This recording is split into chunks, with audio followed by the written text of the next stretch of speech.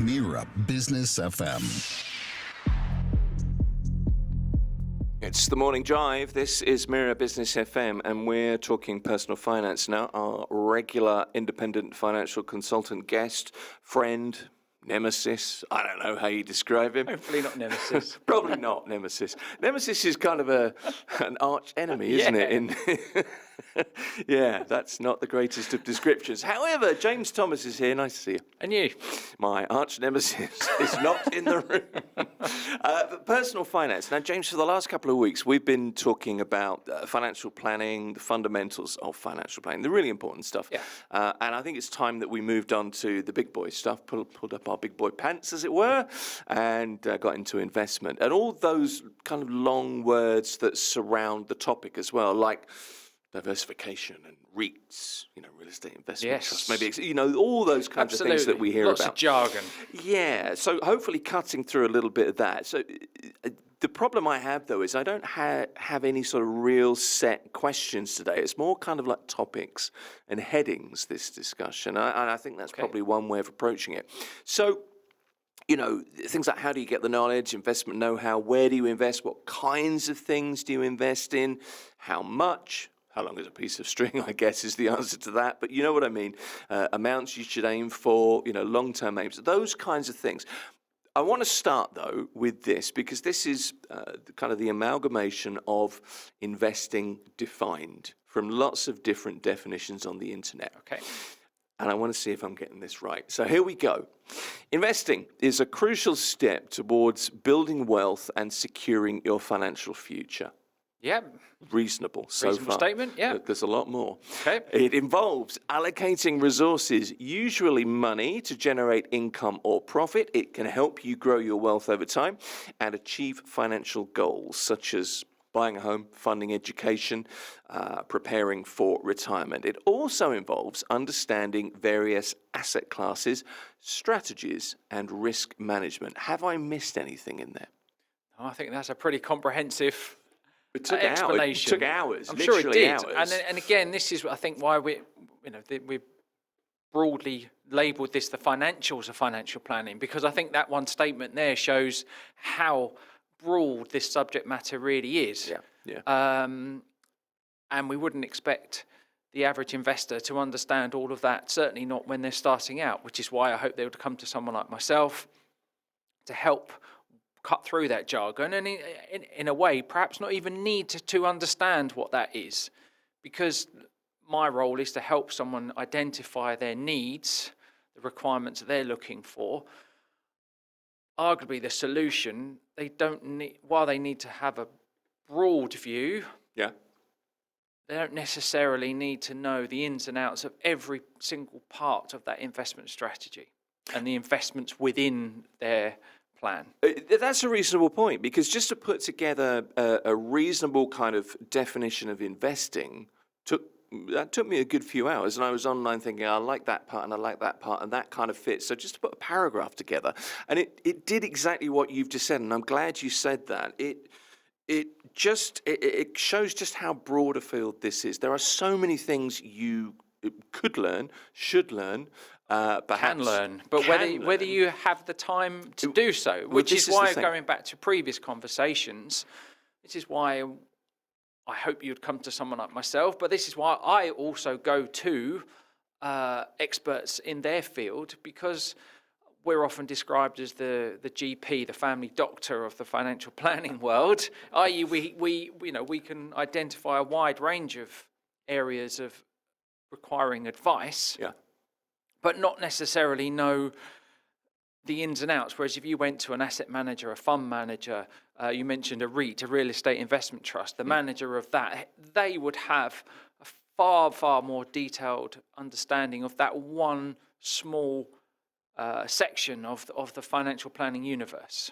Which brings us back to our original point there, doesn't it? It's about deciding what you want and where you want to go. That's really what all of this is about. All financial planning is really you asking yourself the right questions in the right way. I also think, by the way, you're doing yourself down a bit there. Financial advisors are a little bit like GPs, but you have much nicer handwriting. So, my handwriting, I've been left-handed, is very much... You should meet my doctor, let me tell you. Okay, so let's get into this in detail. Yes. So you've been through the fundamentals. The blank piece of paper is full. Yep. You know what you want to do. What's the first thing you sit with a client and say when they decide, look, I've got some money that I would like to invest. I've taken care of my savings and my daily, monthly. Yep. So we've built the receipts. cash reserve. Yeah. It's 3 to 6 months. We're now looking now. Are we looking as a lump sum, or are we looking to build that lump sum? Okay. In this hypothetical. Well, let's say I have an amount of money that I'm saving, and I would like to do something regularly on a monthly basis. Okay, that's probably a typical situation, certainly for maybe younger investors. So they've identified they need to start saving. So the first thing is identify how much. Right. Now, there's numerous ways that can be calculated. Now, we could start with a very long, perhaps the more detailed scientific ways to say, when do you wish to retire? How much would you like to retire? Then we can apply some inflation factors to then bring that back to a number. Could I ask you, just hold that thought for just a second. Define inflation. Yep, so that is the how much the real cost that things increase by, or indeed decrease by each year. Okay. So typically you may hear inflation rate of 3%. So if you have 100 dirhams in a year's time, the effective buying power, the purchasing value of that would have dropped to 97 fils. Okay. If it was 1 dirham. Right. So it's the effect of the growth of the market. Okay. What it has in real terms on the buying power of the money that you have in your pocket or your virtual pocket, as we again discussed previously. My virtual pocket is empty, as are my real life pockets.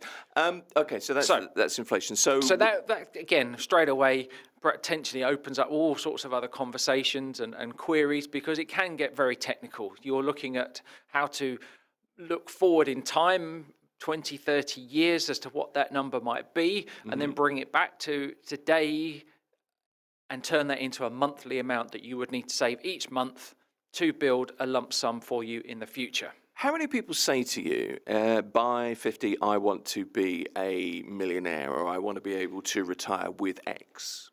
The millionaire, and perhaps not so much, although the reality is, when they then say, I want to retire on a particular amount, if we use the rule of 5%, which is simply to say, if you have 100,000, if you took 5% of that, it's 5,000. Yep. So if you want 50,000, you're going to need 1 million.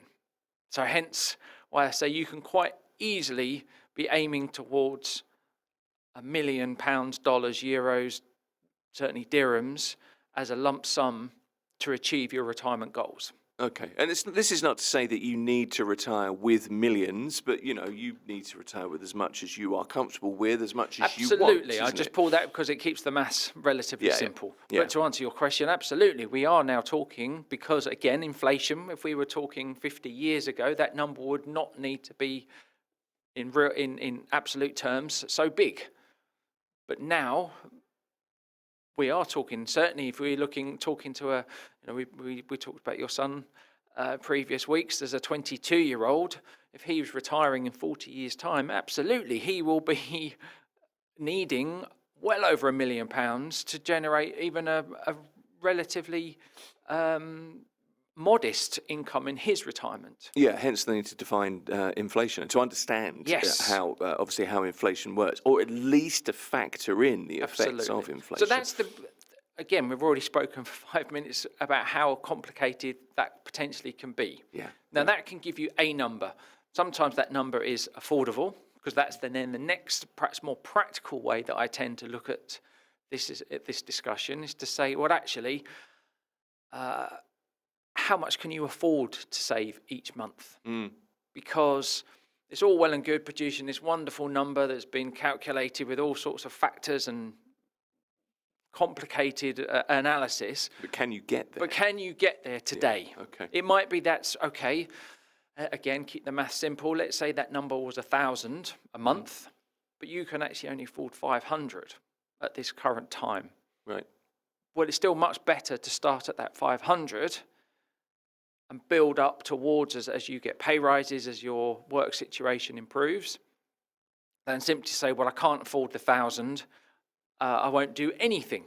It also gives you an aim, It doesn't and it, it I gives you an suppose? aim. It gives you a goal, gives you a target. Yeah. You then know what you would need to save, and okay, you might not be able to do it today, but that's what you can aim towards.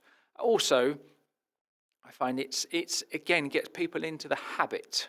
Again, going back to that conversation we've had in the past. And that's a really important thing, isn't it? Yes. If you can absolutely. make your financial saving just run of the mill, it's just something that happens. You're then at liberty to just forget about it, and you don't have to worry. No. And that's absolutely where we want you to be. We want to be, again, another cheesy phrase, consistently comfortable. I don't want you ringing me up in a month's time. I like that. Is that a new financial planner's I don't know if phrase? it's new, but it's one I like to use with my clients. It's to simply to say that it's an amount that you know when that goes out each month, you're not going to be wincing, concerned, worried about paying other bills. Yeah, It's an amount that goes that you know that, again, they're paying yourself first, building for your future, not someone else's, but it doesn't impact negatively on all the other monthly expenditure that you may have. You're more like a GP than I realised, actually. If you think about it, a doctor is there to make you medically, health-wise better, and in a weird kind of a way, we've got to a point where an independent financial planner is there to make you financially better. I certainly hope so. Yes, Yeah. yes, So very much so. Now I believe you, which is a nice place to be. Okay, so you've decided that you are comfortable saving a particular amount. Let's make that 1,000. Yep. Whatever the currency is, let's yep. just make it 1,000. Yep. Hopefully you get to a point where you can do that regularly, you're not worried about it, and you can start to up that later on. That's the future. Let's leave that there for a moment. The next thing is, I think, the decision of where to invest, the kinds of things to invest in, the knowledge, the investment know-how, and that's when I have to kind of hand over to you again and say, where do you start with that? You've got the figure, where do you go next? Okay, yes, so we've got the figure, we've identified how much and for how long and where you want to, when you want to retire. Yeah, so it's where that money then gets invested, because if it just simply sits in a bank account, it may as well just stay where it was previously. Well, it might as well be in a shoebox under the bed. Yes. Yeah, okay. So, now this is where again, can be quite a complicated discussion, but I simply like to try and make it as simple as possible. Right. Because, again, if it's understandable, people are more likely to actually proceed with the advice. Right. So, something, again, technical term, but a balanced managed fund. What is that? Balance, the name simply, as the name might suggest, it's a balance of many, many assets. And the managed is that there's a team of managers looking after that money on your behalf. And then building, again, lots of jargon, but a portfolio of investments. And a portfolio of investments is just like a collection, It's a box collection full of stuff. Right. And it's a way just to get your money to be invested into many, many things that you could not do on an individual basis. So your money is pooled with thousands, probably hundreds of thousands of other investors. They're able to then go to ability to invest into a wide range of assets. And what do I mean by assets? Go on. So we're talking stock markets, we're talking property, the REITs that you mentioned earlier, we're talking bonds, so the debt that we also have covered in previous discussions, and build a portfolio that invests into all of these. And I think it's worth understanding at this point, if you're thinking assets and funds and REITs and bonds and all this kind of thing, these are all basically financial products, instruments, tools that you could be a part of by an access through an intermediary like a fund manager. Yes. Okay, and you put your money to that fund manager. And all you're just sending is one line entry, X balance managed fund, and then within that there could be 1,000 different investments. Right. Because that you're able to be pooled with many, many other people. So if you were a billionaire, you could build one yourself, but that's the level of assets or cash, you would need to have to build that yourself. A few of us can do that, so we go to a financial institution that is able to do that and access the market. Yes. Right, okay. The thing is then, there are loads of these, and these are all labelled and marketed, and they're products that work in different ways. That's a decision that you need to make based on the way that you would like to invest, I guess. And I'll give you an example of that. I remember years ago, a financial advisor friend of mine said to me, and I was young at the time and being flippant, and he said, look, Tim, you should be doing more with your money. You're doing okay. Why don't you do something? And I said, yeah, but, I only really want to invest in, the safety of dolphins. Or I come up with a stupid line, and at the time, tuna was... dolphins and tuna was connected. This is the 90s. And he said, yeah, okay, fine. Well, let's find something for you. And I kind of left it. And I saw him out a few months later. And he came up to me and he said, look, he was a really good, decent guy, real hard-working kind of financial advisor guy. And he said, look, I've got something for you might be interested in. And it's a fund that considers the safety of marine wildlife. Yeah. There are things like that. Brilliant example of the niches that can be found. Exactly, and the opportunity. And the opportunities that's there. Right. So... I didn't invest, by the way. I spent my money on other things. A very good example is obviously religious reasons. So the Islamic religion has very strict requirements that certain areas should not be invested into. Right. Again, forgive me, but there's over at least 1 billion people who follow the religion. So there's a market there. So funds have been created that make sure that they do not invest into the areas that are not acceptable to the religion. Well, and use that as a much broader to the particular example, but then there are ethically based funds, they will not invest into areas that are deemed to be unethical. Again, it's a very generic term. Some things will, some funds are more strict than others, but again, that's where we can add some value and look at the fund fact sheet and say that here are the breakdown of the underlying investments.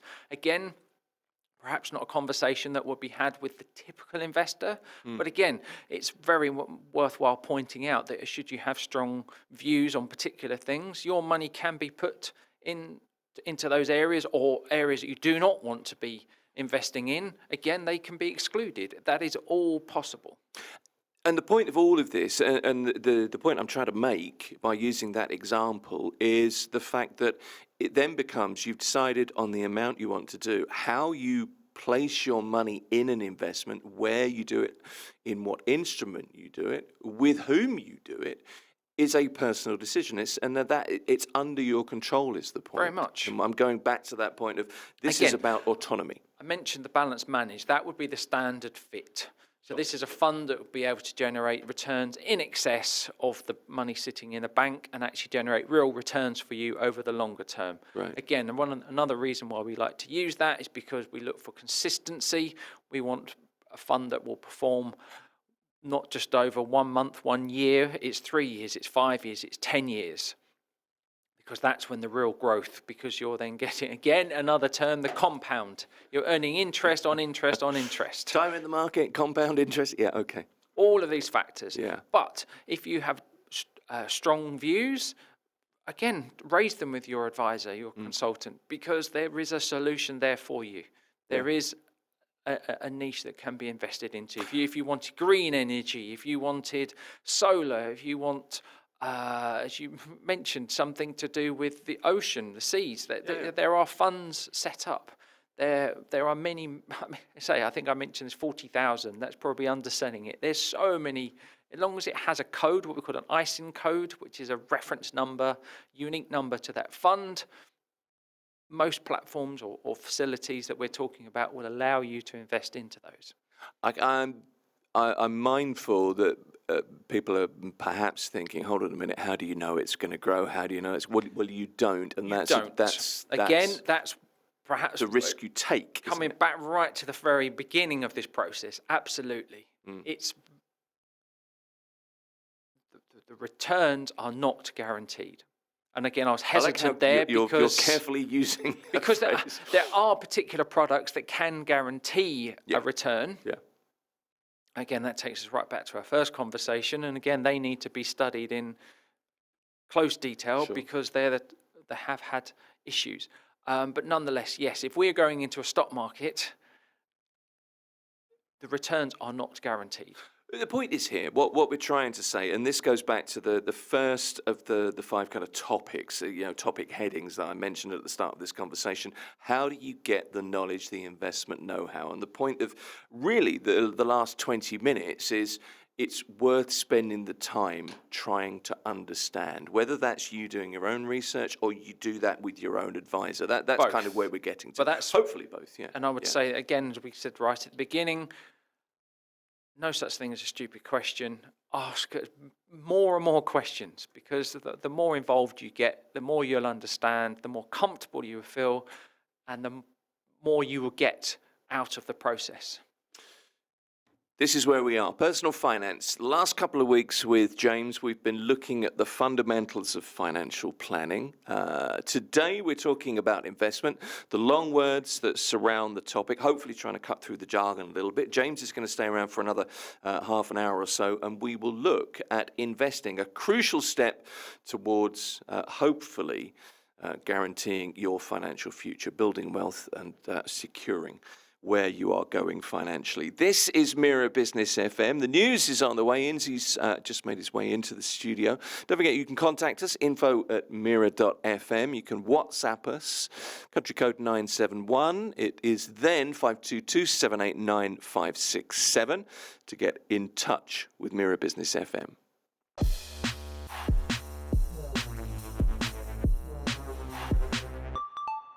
You're listening to Mira Business FM.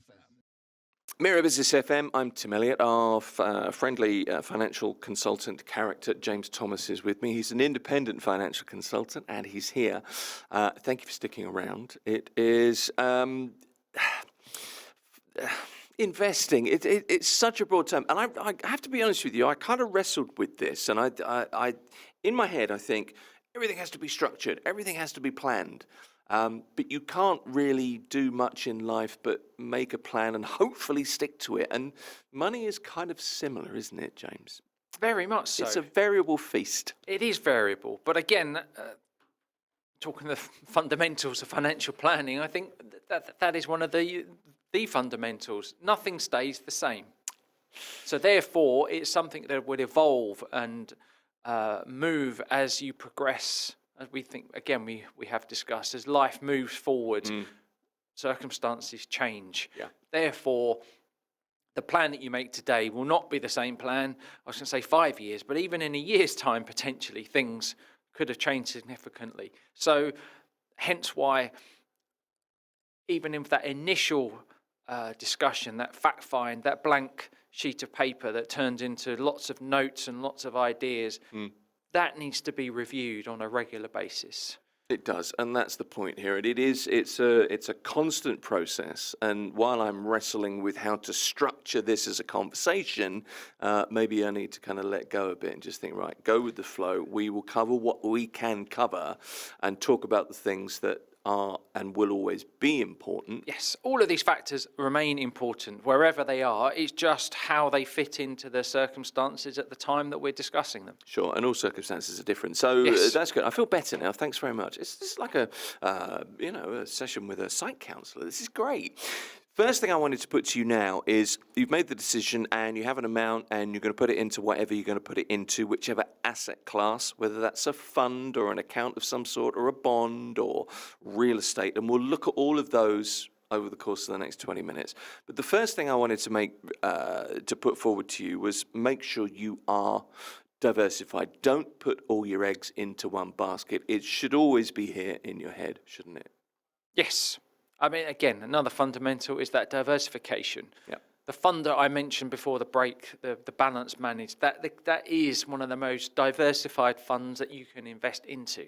Yeah. And indeed, there is a school, again, perhaps I shouldn't say this, but a school of thought that it can become too diversified because it spreads so widely across different asset classes and areas of investment. But for someone to get started, and again, that's often the biggest step, the biggest hurdle is actually committing, getting the money from their bank account into an investment, realizing that there isn't a guarantee. But again, I think we've discussed, while a bank account may be viewed as a very safe and secure, that word inflation again can work negatively, because if it's not growing in that bank account, it's guaranteed to go backwards. Whereas by investing, while not every year, but most years, you should see a return above that inflation rate. So getting a real return, your money is actually growing. So at the end of the term, you will end up with more money in there than you started with, and in real terms. Essentially, yeah, you're kind of exercising your money. You're working your money, aren't you? That's the point. You're making it work harder for you. Yeah, that's really important to get across. So within whichever fund you are in, I mean, I had a savings plan, and well, it's 20 odd years ago, but it was a 15-year regular plan, and it was in, I think it was 8 or 10 different funds. Because again, things were very different then, we effectively built our own balance managed fund. So we would have invested into funds, that a fund in the UK, a UK-based fund, a US, a European, a Far Eastern. That's the point I wanted to make. It was this it was a real variety geographically. One geographically, but then also sector. Exactly. Again, tech is very, very popular at the moment. Mm-hmm. Would I recommend investing 100% into that? No. Would I recommend a part of one's portfolio going in there? Absolutely. And you could arguably say it'd be very difficult not to, given the size that these companies now are and how much they make of mainly the US market, as an example, that they will form part of your portfolio. And that's what people mean when they say you have exposure to a sector. You have a certain amount of the money that you're saving or investing is exposed to tech, whether it's 10% or 5% or 20, whatever. And a good, using that analogy there, that example, that let's say you wanted to invest into the US market. Right. And you said, right, I'm going to pick Fund A and Fund B and split 50-50. But you could find that actually you've got almost identical investment strategy within there, because if they're both investing into the Dow Jones or the S&P 500, you'd almost have identical. So you would then, the argument would be, well, do you need that level of diversification, i.e. splitting between two funds? Would you be better off investing into Europe, the UK, the Far East, or another area of investment that would actually offer you diversification? By two funds in the US, picking on that, you wouldn't necessarily be diversifying, because they would probably be very similar in their investment strategy. I mean, again, this is down to know-how and doing your research and talking to people that understand this, talking to your financial advisor. And I should say at this point, this is not to say this is what you should do. This is a decision that you make, and you make alone, based on this is the good decision, advice or research. And again, the earlier you are in your investment approach is that you can generally be more aggressive. By that I mean more equities, more stocks, more companies within your portfolio, because generally they are the areas that will generate the largest levels of return over the longer term, but often will have what we call volatility. Another technical word, but all we mean by that is they will go down as well as up. Yeah. So that's all we mean. If a bank account has zero volatility because it's completely flat, a share in one company will have a lot more volatility, because we were talking about the news, the gold price has gone through $4,000 per ounce, and it's gone up 50% this year. Yeah. So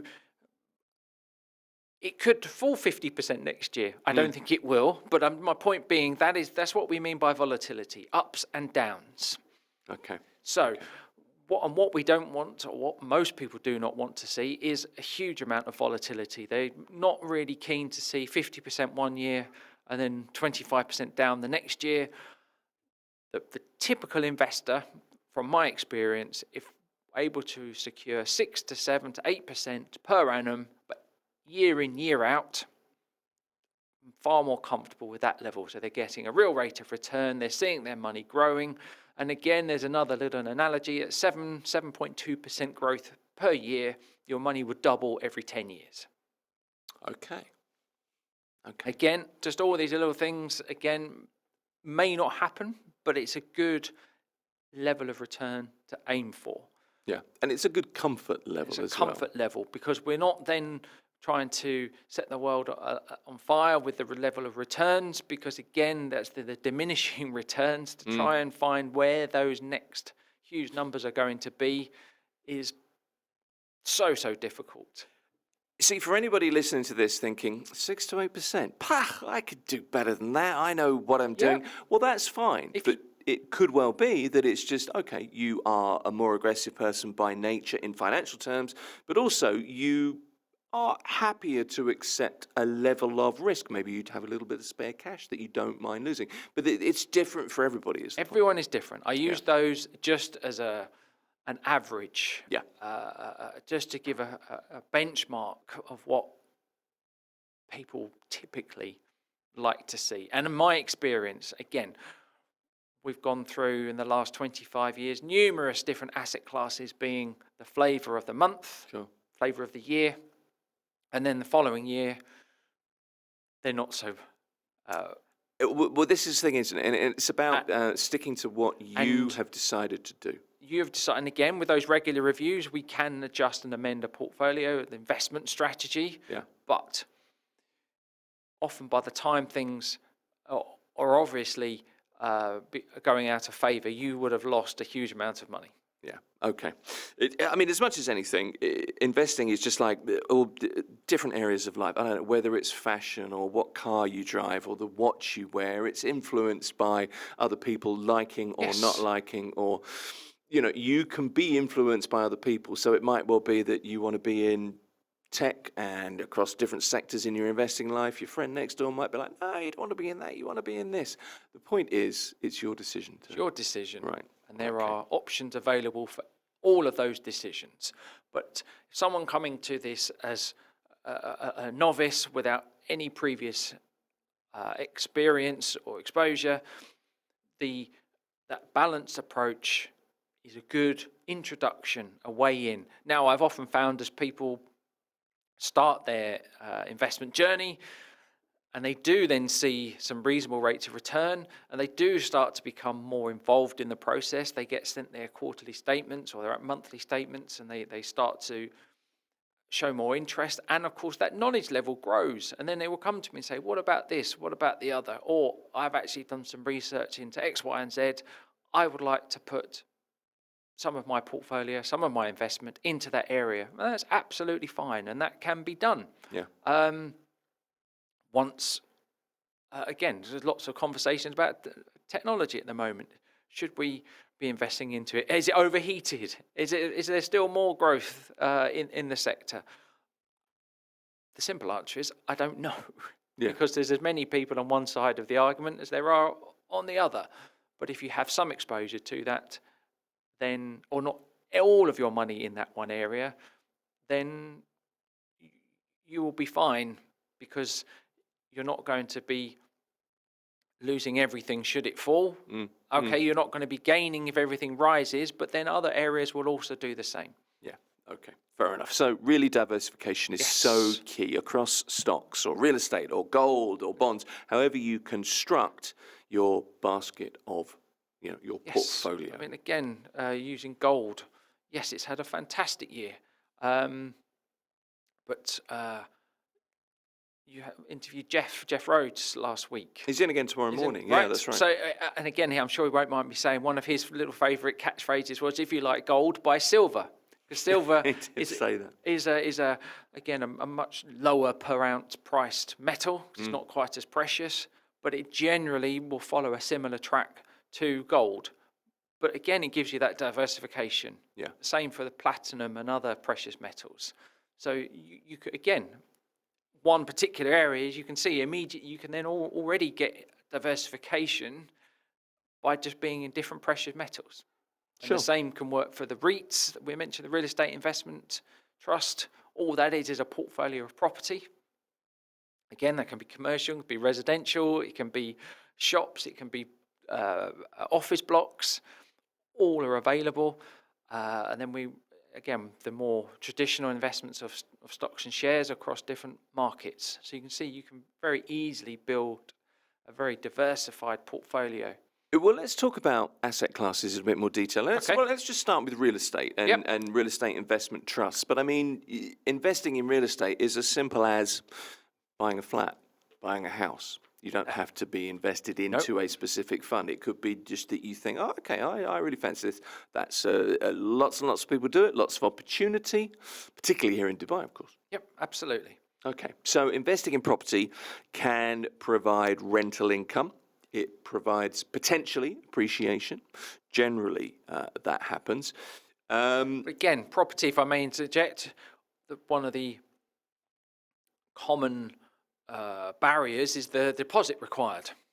So what we're talking about can be a way to build that deposit to allow you then to get onto the property market. It takes significant capital to get into the market. Which that's again, the point. if I'm sitting here with my financial advisor hat on, some people you might argue that they shouldn't be, because it would tie up so much of their capital into that one asset that the diversification argument becomes very pertinent, because everything is into that one.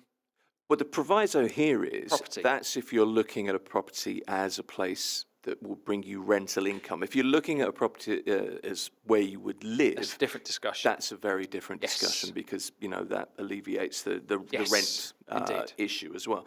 But I take your point. Let's talk about stocks, and just if you can break down what a stock is and what it represents as part of an investment stock portfolio. or a share is just simply a company that is then how they list themselves, is the technical term on a market, is they will have shares or stock. So however many shares they decide to place, those shares have a nominal value when they're first IPO, the initial public offering, when they're first placed onto that market. Then the market will dictate what that company is worth, and those individual shares will go up, will go down as their profits or not are assessed by the market. So again, we've seen tech stocks doing incredibly well because their product is in demand, so their share price has risen. Therefore, the market cap of the company has also increased. That the market capitalization is simply the total value of those shares that are quoted on that market. Okay, so those are stocks. Bonds. Bonds. Again, these are debt. So rather than simply going to the bank and borrowing, taking a loan, taking a mortgage, companies generally, but governments as well, will go to the market and say, we need to raise this amount of money. In return, we will pay you this level of interest. And again, they are turned into individual units, and you can buy those bonds. And depending on the bond you buy, but generally speaking, bonds are looked at as perhaps a little bit more stable from an income perspective. They generally are. And again, while I'm hesitant, because I know we talked about our limited company, so what the underlying company does. So again, the most risk-free would be government. So the US government, the UK government, if they need to raise money, they generally are viewed as a very low risk, hence the level of interest that those bonds pay will be relatively low. If we were to go to the market with no history, very small company, we would have to pay a high level of interest to secure that debt, because we would be viewed as a high risk. Yeah, Tim and James LLC is perhaps not the way to go for. Perhaps not, but just to illustrate that point. So there are, even within bonds, there are low risk and very high risk, and there are often you will see again, perhaps another technical term, but rating agencies will apply a level, either a numbers or letters. A rated or AA or B or whatever, and then there might sometimes refer to as junk, which again are those our company would probably refer to as junk bonds. That is simply to say we would have to pay a much higher level of interest for people to take that risk to lend to us. Okay. Let's talk about cash. Cash is an investment form, isn't Absolutely. it? Cash is very much an asset class. Yeah. The most common one is our bank account that we run our life through, our financial life through. But there are then money market funds that can go, again, pool your money with many other investors, and when they've got that size of cash available, they can then go to banks and actually get a higher rate of interest on that money. Okay. Real estate we've kind of covered. Diversified funds, mutual funds, exchange-traded funds. That are ways of offering you exposure to a number of asset classes. More advanced, I know, but worth mentioning.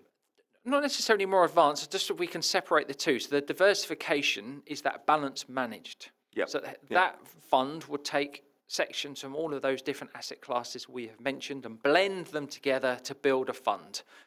And often you may have a cautious, balanced, aggressive. All they would have is typically more equities, stocks within the makeup of that fund. Right, okay.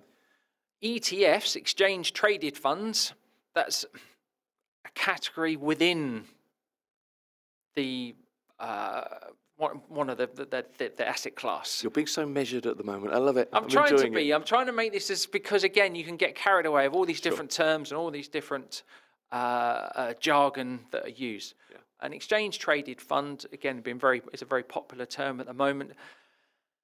Again, we're hesitant to go down this path, but the funds we're describing so far are what we call actively managed. Yes. So there's a team of people who are reviewing, researching, analysing, and building their portfolio. What they believe to be the best range of assets to build that portfolio, that fund. An ETF, an exchange traded fund, is simply a black box that follows a particular market or asset class. So typically S&P 500, Dow Jones, the two big US markets, the FTSE 100 in the UK, the Nikkei in Japan, the Hang Seng. The black box will simply just follow exactly what goes on that market. Yeah. So if it's got, again, particular market had 10 funds and it was 10% in each, or 10 companies, sorry, and 10%, so it made the 100, the ETF would follow that exactly. So even if one of those companies was not particularly profitable, you would still be investing into it.